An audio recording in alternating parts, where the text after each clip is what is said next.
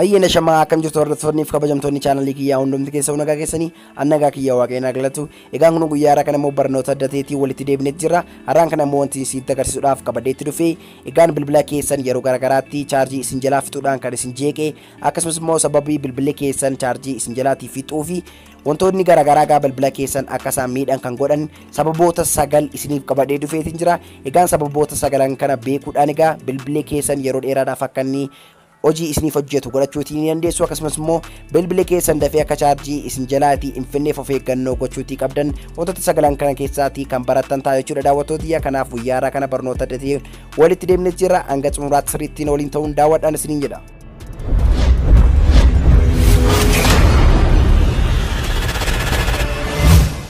Egaan guyyaa har'aa kana wanti isinitti qabadheetti dhufe wantoota 9 kan jedhudha.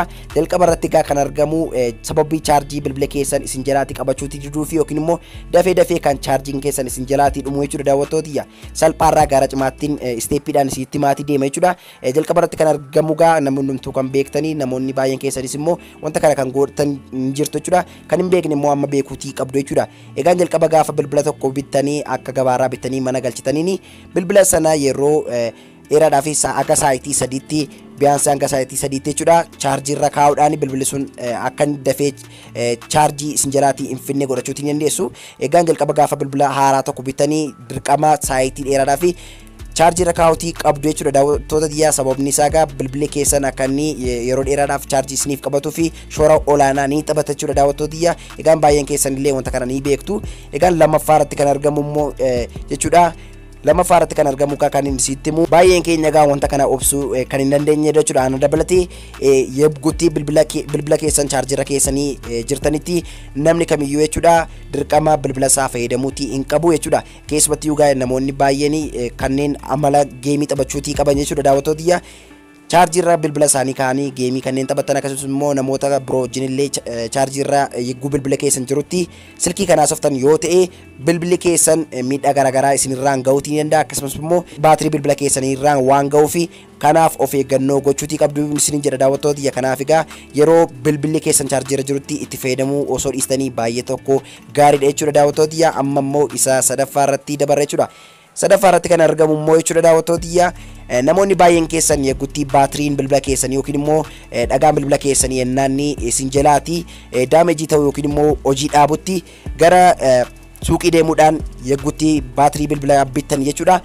Namoonni different brandii garaagaraa bittan hin jirtu jechuudha daawwattoota. Kanaaf egaa namoonni baay'een keessanii egaa bilbila keessanii wajjin waan dhagichi walitti fudhateef qofa dhagaa sana bittanii kan bilbila keessan keessa galchitan hin jirtu. Kun baay'ee tokko dogoggoradha. Egaan bilbila keessanii wajjin manufacturing isaanii kan wal fudhatu fakkeenyaaf saamsingii qabattu yoo ta'e bilbila saamsingii kan qabatta yoo ta'e yooma baatirii saamsingii bittan baay'ee gaariidha jechuudha daawwattoota. Kanaaf egaa brandii bilbila keessanii wajjin differentii ta'e bittanii osoo hin fayyadamtan ta'e baay'ee gaariidha jechuudha daawwattoota. Kunis immoo gaa faayidaa hedduu qaba jechuudha bilbilli keessan yeroo dheeraadhaaf akka inni chaarjii isiniif qabatu gochuudhaaf jechuudha daawwattoota. Kanaaf kunillee meetidii isin fayyadudha waan ta'eef kana sadaniyyuu gochuutii qabdu. Amma immoo isa afuraffaa irratti argamu sirriitti isin fayyada jedhee kan yaadu gaa namoonni baay'een keessan egaa bilbila lama aga sadiillee kan fayyadamtan ni jirtu jechuudha.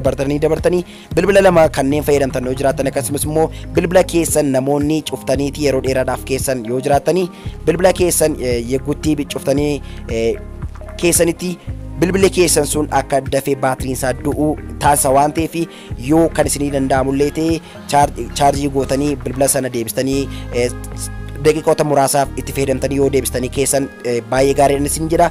Bilbilli tokko bitamee sababni inni lafa taa'uu qabuufis immoo hanganatti hin mul'atu. Kanaaf egaa namoonni calma jedhanii bilbila bituudhaan kan kaa'atan ni jiru jechuudha. Inni kun immoo baay'ee tokko gadheedha jechuudha.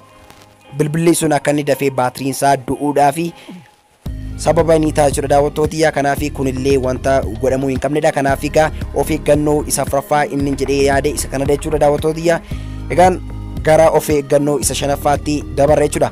Egaan shanaffaa irratti wanti isinitti himu immoo namoonni baay'een keenya gaa yennaa ariifannutti yookiin immoo lafa chaarjii baay'ee hin argannetti yennaatti deemnu baay'een keenya gaa saayitii bilbila keenyaa parsantii 60 yookiin immoo parsantii 70 ta'u 50 ta'u of keessaa qabutti bilbilli keessan akka inni dafee full ta'ee taa'u barbaanna waan ta'eef irratti kan chaarjii dabalatan ni jiru jechuudha. Egaan bilbilli keessanii dirqama hanga parsantii 15tti osoo taa'eetii baay'ee gaariidha. Parsantii 15 hanga 20 gidduutti osoo teetii baay'ee irra caalaa filatamaadha jechuudha daawwattoota. Kanaaf namoonni baay'een keessan parsantii 50 40 akka 30 60 kan utuun of keessaatii qabu irratti chaarjii dabalataa guuttanii kun baay'ee dogoggoradha. Kanaaf namoonni baay'een keessan osoo chaarjiin bilbila keessanii isin jalaatiin dhumin kanneen chaarjii irratti dabalachuudhaaf yaadanii osoo kana gochuuti dhiistanii baay'ee gaariidha. Fayyummaa bilbila keessaniitiif jechuudha daawwattoota.